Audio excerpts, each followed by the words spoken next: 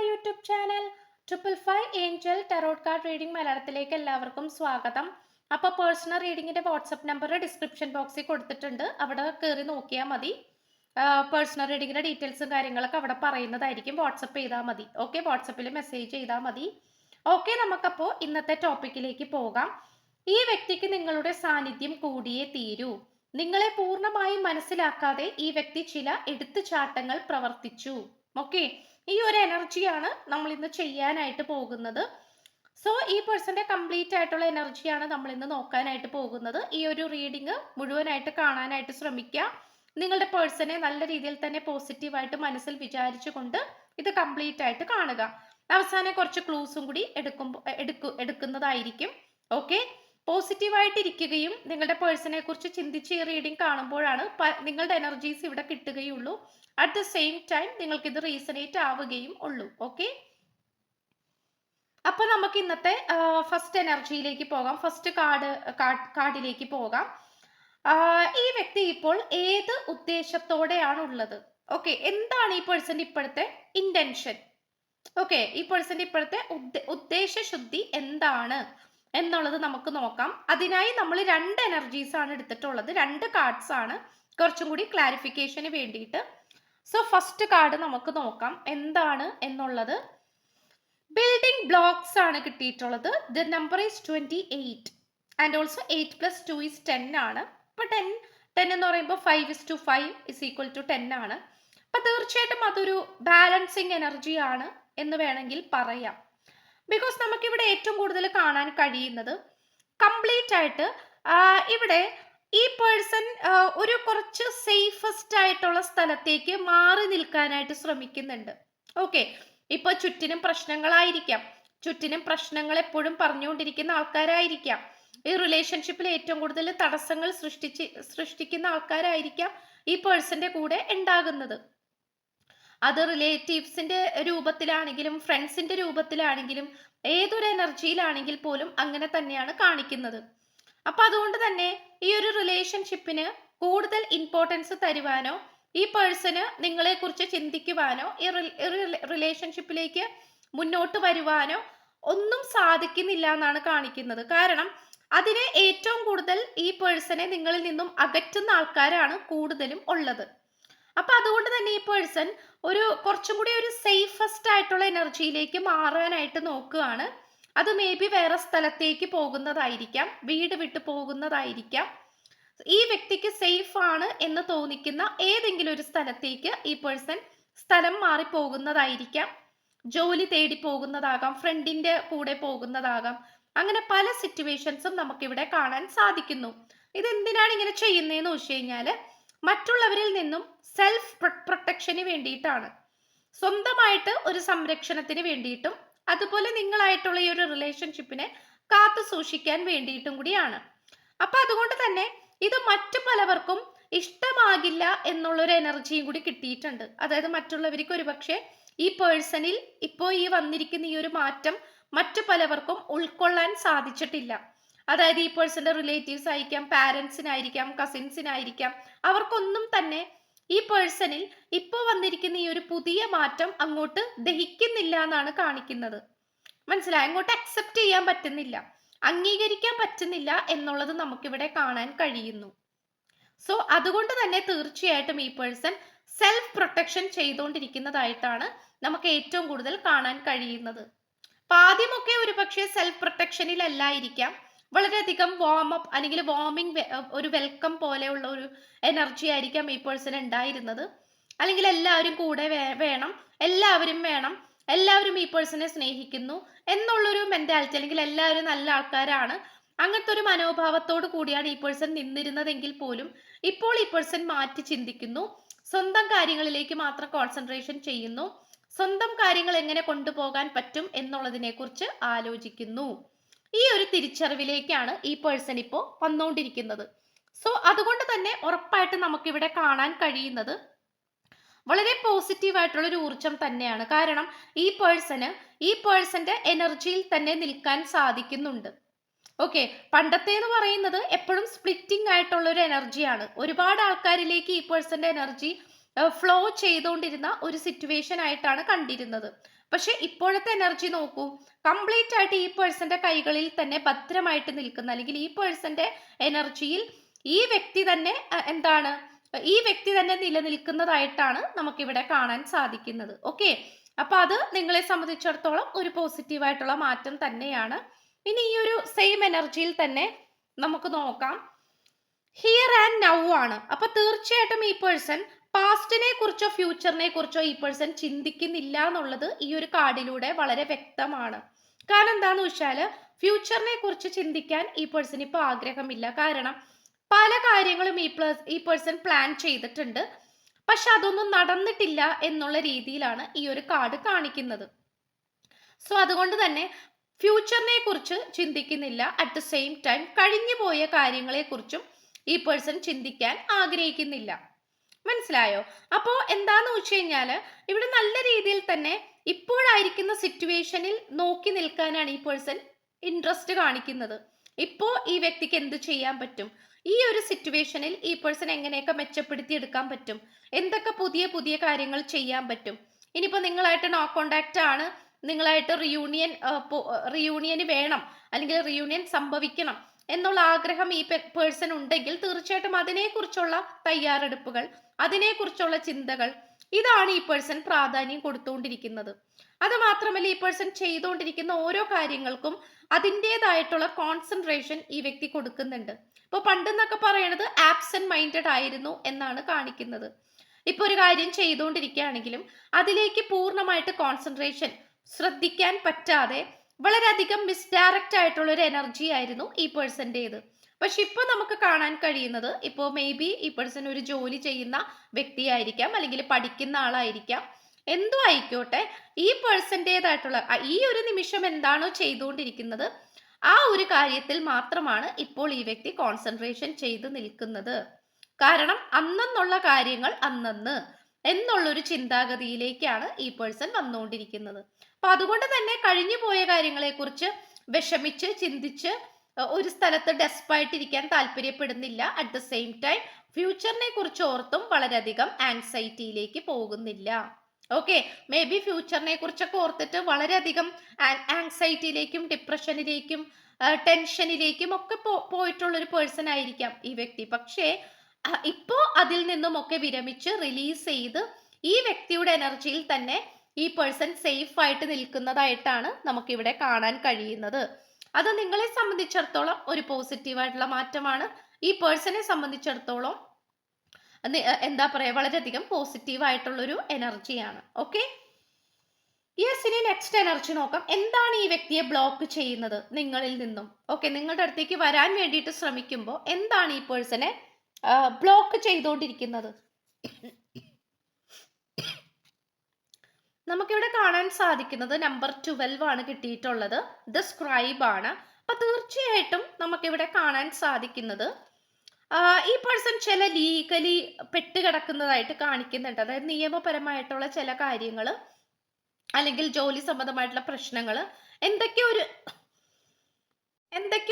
ഈ പേഴ്സൺ ഒരു കുരുക്കിൽ പെട്ടുകിടക്കുന്നതായിട്ട് കാണിക്കുന്നു. അങ്ങനത്തെ ഒരു സിറ്റുവേഷൻ ആണ് നമുക്കിവിടെ കാണാൻ കഴിയുന്നത്.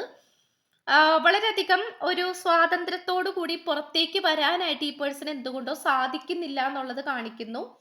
അത് മാത്രമല്ല ഈ ഒരു ഒറ്റപ്പെടലിന്റെ ഈ ഒരു നിമിഷത്തിലാണെങ്കിൽ പോലും ഈ പേഴ്സൺ നിങ്ങളുടെ സാന്നിധ്യം ആഗ്രഹിക്കുന്നുണ്ട്. അത് ഏറ്റവും കൂടുതൽ എടുത്തു പറയേണ്ട ഒരു കാര്യം തന്നെയാണ്. കാരണം നിങ്ങളുടെ സാന്നിധ്യം ഈ പേഴ്സൺ അത്രത്തോളം ആഗ്രഹിക്കുന്നു എന്നുള്ളതാണ്.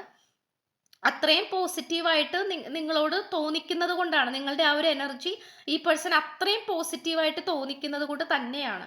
ഓക്കെ, അപ്പൊ തീർച്ചയായിട്ടും നമുക്കിവിടെ കാണാൻ കഴിയുന്നത് ഈ പേഴ്സൺ എന്തൊക്കെയോ ഒരു കാര്യങ്ങളിൽ പെട്ടുപോയിട്ടുണ്ട്. അത് എന്തൊക്കെയോ ഒരു ലീഗൽ മാറ്റേഴ്സ് ഒക്കെ ആയിട്ടാണ് കാണിക്കുന്നത്. നിയമപരമായിട്ടുള്ള എന്തൊക്കെയോ പ്രശ്നങ്ങൾ, അല്ലെങ്കിൽ അതിൽ നിന്ന് പുറത്തേക്ക് കടക്കാനായിട്ട് ശ്രമിച്ചുകൊണ്ടിരിക്കുന്നു, പക്ഷെ സാധിക്കുന്നില്ല. അപ്പൊ അതിനോട് എതിർത്ത് നിൽക്കുകയാണ് ഈ പേഴ്സൺ. കാരണം ഈ പേഴ്സൺ ചെയ്യാത്ത കുറ്റത്തിനായിരിക്കാം, അല്ലെങ്കിൽ ചെയ്യാത്ത എന്തൊക്കെയോ കാര്യത്തിന് ഈ പേഴ്സണ് പഴി കേൾക്കേണ്ടതായി വന്നിട്ടുണ്ട്, കുറ്റങ്ങൾ കേൾക്കേണ്ടതായി വന്നിട്ടുണ്ട് എന്നുള്ളത് കാണിക്കുന്നു. സോ അത് ഈ പേഴ്സണെ നല്ല രീതിയിൽ തന്നെ ബാധിച്ചിട്ടുണ്ട്, അല്ലെങ്കിൽ ഈ പേഴ്സണെ വളരെയധികം വിഷമത്തിലേക്കും ഒറ്റപ്പെടലിലേക്കും ഒക്കെ ബാധിച്ചിട്ടുണ്ട് എന്നുള്ളത് ഇവിടെ ക്ലിയർ കട്ടായിട്ട് കാണിക്കുന്നു. സോ അതുകൊണ്ട് തന്നെ ഈ പേഴ്സൺ ഒറ്റയ്ക്ക് തന്നെ ആർജവം എടുത്തുകൊണ്ട് എനർജറ്റിക് ആയിട്ട് പുറത്തേക്ക് വരാനായിട്ടാണ് ഈ പേഴ്സൺ ശ്രമിച്ചുകൊണ്ടിരിക്കുന്നത്. സോ അതുകൊണ്ട് തന്നെ ഉറപ്പായിട്ടും ഈ വ്യക്തി അതിന് വേണ്ടിയിട്ടുള്ള തയ്യാറെടുപ്പുകളാണ് നടത്തിക്കൊണ്ടിരിക്കുന്നത്. Okay, so we can say that വളരെ പോസിറ്റിവിറ്റി ആയിട്ടുള്ള ഒരു എനർജിയാണ് ഈ പേഴ്സണിലേക്ക് വരുന്നത്. കാരണം ഏതൊരു പ്രശ്നത്തിൽ നിന്നും പുറത്തേക്ക് കടക്കണം എന്നുള്ള ഈ പേഴ്സന്റെ ഈ ഒരു ആഗ്രഹം എന്തുകൊണ്ടാണ് വരുന്നത് എന്ന് ചോദിച്ചാല് നിങ്ങളോടുള്ള സ്നേഹം കൊണ്ട് തന്നെയാണ്. നിങ്ങളായിട്ടുള്ള ഒരു റിയൂണിയൻ ഈ പേഴ്സൺ മനസ്സിൽ വിചാരിച്ചിട്ട് തന്നെയാണ് ഈ പേഴ്സണ് ഇങ്ങനെയുള്ള വാശിയേറിയ ചിന്തകൾ വന്നുകൊണ്ടിരിക്കുന്നത്. ഓക്കെ, അപ്പൊ തീർച്ചയായിട്ടും ഈ പേഴ്സണ് നിങ്ങളെ കുറിച്ചുള്ള ചിന്തകളുണ്ട്. എന്തൊക്കെ ഒരു ലീഗൽ ഇഷ്യൂസ് ഉണ്ട്, പക്ഷെ എന്താന്ന് വെച്ചാൽ അത് ഈ പേഴ്സൺ ചെയ്യാത്ത തെറ്റിനും കൂടിയാണെന്നാണ് കാണിക്കുന്നത്. സോ ഈ പേഴ്സണ് തീർച്ചയായിട്ടും അതൊരു കോൺഫിഡന്റ് ആയിട്ട് നിൽക്കാം. ഓക്കെ, അപ്പൊ അതിനെ മറികടക്കാനായിട്ട് ഡെഫിനറ്റ് ആയിട്ട് ഈ പേഴ്സൺ ശ്രമിച്ചുകൊണ്ടിരിക്കുന്നുണ്ട്. ആൻഡ് ഓൾസോ നമുക്ക് നെക്സ്റ്റ് നോക്കാം. അതായത് ഈ പേഴ്സന്റെ എനർജി, നിങ്ങളോടുള്ള ആ ഒരു സ്നേഹം എത്രത്തോളം ആഴമേറിയതാണ്, എത്രത്തോളം ഡീപ്പായിട്ടുള്ള സ്നേഹമാണ് ഈ വ്യക്തിക്ക് നിങ്ങളോടുള്ളത് എന്ന് നമുക്ക് നോക്കാം. യെസ്, അതിനായിട്ട് നമുക്ക് കിട്ടിയിട്ടുള്ളത് ദ കിങ് ഓഫ് റോസസ് ആണ്. കാരണം നമുക്ക് കാണാൻ സാധിക്കുന്നുണ്ട് വളരെ മനോഹരമായിട്ടുള്ള ഒരു രാജ്യമാണ്, രാജ്യത്തിന്റെ ഒരു പൂന്തോട്ടമാണ്. ആൻഡ് ഓൾസോ കുറെ പൂക്കൾ വിരിഞ്ഞു നിൽക്കുന്നു. ആൻഡ് ഓൾസോ അവിടെ ഒരു രാജകുമാരൻ, ആൻഡ് ഹീസ് എലോൺ. യെസ്, ഒറ്റക്കാണ്. ആൾക്ക് വേണമെങ്കിൽ ആളുടെ ഒറ്റക്കുള്ള ലൈഫ് എൻജോയ് ചെയ്തൊക്കെ മുന്നോട്ട് പോകാം. But still this person was not happy with the situation. Because ഈ പേഴ്സൺ നിങ്ങളുടെ പ്രാധാന്യം ആഗ്രഹിക്കുന്നുണ്ട് എന്നുള്ളതാണ്. അതിൽ നിന്ന് വളരെ മനോഹരമായിട്ടുള്ള രണ്ട് പുഷ്പങ്ങൾ പറിച്ചെടുത്തിട്ട് അതിന്റെ ആ ഒരു ഭംഗി, അല്ലെങ്കിൽ അത് നിങ്ങൾക്ക് തരണം എന്നുള്ള ഒരു മെന്റാലിറ്റിയോട് കൂടിയാണ് ഈ പേഴ്സൺ നിൽക്കുന്നത്. ഓക്കെ, അപ്പൊ ദാറ്റ് മീൻസ് ഈ പേഴ്സന്റെ ചുറ്റിനുള്ളത് എത്ര മനോഹരമായിട്ടുള്ള കാര്യങ്ങളാണെങ്കിൽ പോലും, എത്ര മനോഹരമായിട്ടുള്ള ഓപ്പർച്യൂണിറ്റീസ് ഈ പേഴ്സണെ തേടി വന്നാൽ പോലും ഈ വ്യക്തിക്ക് എന്താണ്, അവയെല്ലാം എതിർത്ത് നിന്നുകൊണ്ട് നിങ്ങളിലേക്ക് മാത്രം ഫോക്കസ് ചെയ്ത് നിൽക്കാൻ ഒരു പ്രത്യേക കഴിവുണ്ട് എന്നാണ് കാണിക്കുന്നത്. ഓക്കെ, അപ്പൊ തീർച്ചയായിട്ടും ഒരു പുഷ്പമാണ് അല്ലെങ്കിൽ ഒരു പൂവാണ് ഈ പേഴ്സൺ, ഒരു ഫ്ലവർ, ബ്യൂട്ടിഫുൾ ഫ്ലവർ ആയിട്ടാണ് ഈ പേഴ്സൺ നിങ്ങളെ കാണുന്നത്. പല തവണയും ചിലപ്പോൾ നിങ്ങൾ റിലേഷൻഷിപ്പിലായിരുന്ന സമയത്ത് ഈ പേഴ്സൺ നിങ്ങൾക്ക് സമ്മാനിച്ചിട്ടുണ്ടാകാം, അല്ലെങ്കിൽ പുഷ്പം ഏതെങ്കിലും ഒരു രീതിയിൽ നിങ്ങളെ പ്രപ്പോസ് ചെയ്തിട്ടുണ്ടാകാം, നിങ്ങളുടെ കൈകളിൽ തന്നിട്ടുണ്ടാകാം. അങ്ങനത്തെ സിറ്റുവേഷൻസ് ഒക്കെയും നമുക്ക് കാണാൻ സാധിക്കുന്നുണ്ട്. എന്ത് തന്നെ വന്നാലും നിങ്ങളുടെ സാന്നിധ്യം ഇല്ലാതെ ഈ വ്യക്തിക്കൊന്നും ചെയ്യാൻ കഴിയില്ല, മുന്നോട്ട് പോകാൻ കഴിയില്ല. ആ ഒരു സിറ്റുവേഷൻ തന്നെയാണ് നമുക്ക് കാണാൻ കഴിയുന്നത്. ഓക്കെ, അപ്പൊ തീർച്ചയായിട്ടും ഒരു രാജകുമാരി ഇല്ലാത്ത ഒരു കൊട്ടാരം, ഒരു രാജകുമാരൻ മാത്രം ഒറ്റയ്ക്കായി പോയിട്ടുള്ള ഒരു കൊട്ടാരം നേരെ തിരിച്ചു ആകാം. ഓക്കെ, അങ്ങനത്തെ ഒരു എനർജിയാണ് എന്താ പറയുക ഈ പേഴ്സണ് നിങ്ങളോടുള്ള ഒരു മനോഭാവം, അല്ലെങ്കിൽ നിങ്ങളോടുള്ള ഒരു സ്നേഹം എത്രമാത്രം ആഴത്തിലേക്കുള്ളതാണ് എന്നുള്ളത് നമുക്ക് ഈ ഒരു കാർഡ് തന്നെ തുറന്ന് കാണിക്കുന്നുണ്ട്, തെളിയിക്കുന്നുണ്ട്. ഓക്കെ, ഇനി നമുക്ക് നോക്കാം സ്പിരിറ്റ് ഗൈഡ്സ് എന്താണ് ഈ ഒരു റിലേഷൻഷിപ്പിനെ കുറിച്ച് പറയാനുള്ളത്. What about the spirit guides want to say to you. Karma releasing ആണ്, saint Germain. Move beyond the drama, create your own path, make room for good energy. അപ്പൊ തീർച്ചയായിട്ടും നിങ്ങൾ കുറച്ചും കൂടി പോസിറ്റീവ് ആകണം എന്ന് കാണിക്കുന്നുണ്ട്. കാരണം ഇവിടെ നിങ്ങളുടെ തേർഡ് ഐ ചക്ര ആക്ടിവേഷൻ നിങ്ങളെ കാത്തിരിക്കുകയാണ്. ബിക്കോസ് നിങ്ങൾ അത്തരം കാര്യങ്ങളിലേക്ക്, സ്പിരിച്വൽ പരമായിട്ടുള്ള കാര്യങ്ങളിലേക്ക് ഏർപ്പെടണം എന്ന് തന്നെയാണ് പറയുന്നത്. ബിക്കോസ് ഇവിടെ ചില കാർമിക് സംബന്ധമായിട്ടുള്ള കാര്യങ്ങൾ നടന്നുകൊണ്ടിരിക്കുന്നുണ്ട് ഈ ഒരു റിലേഷൻഷിപ്പിൽ. ഇതിൽ പലതും നിങ്ങൾക്ക് മനസ്സിലാക്കാൻ സാധിക്കണമെന്നില്ല, അല്ലെങ്കിൽ ഇതെന്താണ് ഈ റിലേഷൻഷിപ്പിൽ നടന്നുകൊണ്ടിരിക്കുന്നത് എന്ന് പോലും നിങ്ങൾക്ക് തിരിച്ചറിയാൻ പറ്റണമെന്നില്ല. സോ നിങ്ങളുടെ ചക്രങ്ങളൊക്കെ ജസ്റ്റ് ഒന്ന് ആക്ടിവേഷൻ ആക്കി എടുക്കാനായിട്ട് നോക്കണം. നിങ്ങൾക്ക് എന്തെങ്കിലും ചൈൽഡ്ഹുഡ് ട്രോമ കാര്യങ്ങളൊക്കെ ഉണ്ടെങ്കിൽ അത് ഹീൽ ചെയ്യാനായിട്ട് നോക്കണം. റേക്കി ഹീലിംഗ് ഒക്കെ നല്ലതാണ്. At the same time any type of മെഴുകുതിരി കത്തിച്ചു വെച്ചിട്ടൊക്കെ പ്രാർത്ഥിക്കുക, അങ്ങനെ സ്പിരിച്വൽ പരമായിട്ടുള്ള കാര്യങ്ങളുണ്ടല്ലോ, അതൊക്കെ ചെയ്യുന്നത് വളരെ നല്ലതാണ്. പൂർണ്ണചന്ദ്രനെ നോക്കി പ്രാർത്ഥിക്കുന്നതും അതിൻ്റെതായിട്ടുള്ള അഫർമേഷൻസ് ഒക്കെ യൂസ് ചെയ്ത് സ്പെൽ വർക്ക് ഒക്കെ ചെയ്യുന്നത്, ക്രിസ്റ്റൽസ് യൂസ് ചെയ്ത് മെഡിറ്റേഷൻ ചെയ്യുന്നതൊക്കെ വളരെ നല്ലതായിട്ട് കാണിക്കുന്നു. അപ്പൊ ഇവിടെ ചില കർമ്മങ്ങൾ റിലീസ് ചെയ്യേണ്ടതായിട്ടുണ്ട്. ആ റിലീസാണ് നടന്നുകൊണ്ടിരിക്കുന്നത്. അപ്പൊ അതിന്റെ ഭാഗമായിട്ട് അൺഎക്സ്പെക്റ്റഡ് ആയിട്ടുള്ള ചില നാടകീയമായിട്ടുള്ള കാര്യങ്ങളൊക്കെ ചിലപ്പോൾ നിങ്ങൾ നേരിടേണ്ടതായിട്ട് വരും, നിങ്ങൾ കാണേണ്ടതായിട്ട് വരും, അനുഭവിക്കേണ്ടതായിട്ട് വരും. പക്ഷെ അതൊക്കെ ജീവിതത്തിന്റെ ഒരു ഭാഗമാണ് എന്ന് കരുതിയിട്ട് നിങ്ങളുടെ ആ ഒരു ജേണി മുന്നോട്ട് പോവുക. വളരെ എന്താ പറയാ, വളരെയധികം സ്ട്രെയിറ്റ് ഫോർവേഡ് ആയിട്ട് സത്യസന്ധമായിട്ട് അതിലേക്ക് മാത്രം കോൺസെൻട്രേഷൻ കൊടുത്തിട്ട് മുന്നോട്ട് പോവുക. ഓക്കെ, അത് മാത്രമേ നമുക്കിവിടെ പറയാനായിട്ട് സാധിക്കുകയുള്ളൂ. അത് മാത്രമല്ല, നിങ്ങളായിരിക്കുന്ന സ്ഥലത്ത് നിങ്ങളായിരിക്കുന്ന ആ ഒരു ചുറ്റുപാട് കുറച്ച് പോസിറ്റീവ് ആക്കി വെക്കാനായിട്ട് നോക്കണം.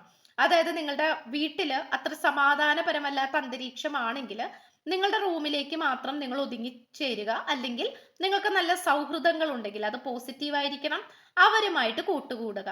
നിങ്ങളുടെ മുറിയാണെങ്കിൽ പോലും എന്തെങ്കിലും നന്നായിട്ട് തന്നെ വൃത്തിയാക്കി വെക്കുക, നല്ല ക്ലീൻ ആക്കി വെക്കുക.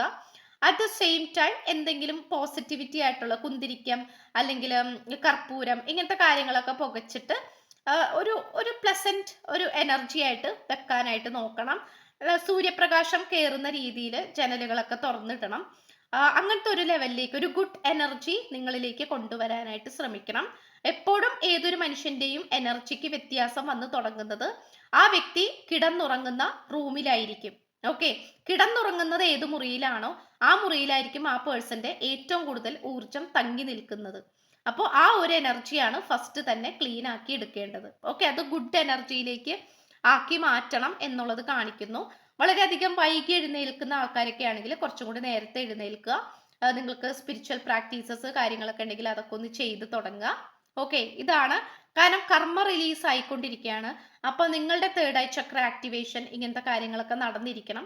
എന്നാലേ അവിടെ ഒരു ബാലൻസിങ് എനർജി വരികയുള്ളൂ. ഓക്കെ, ഇനി നമുക്ക് ഇതിന്റെ ഒരു ഫൈനൽ ഔട്ട്പുട്ട് എന്താണ് എന്നുള്ളത് നോക്കാം.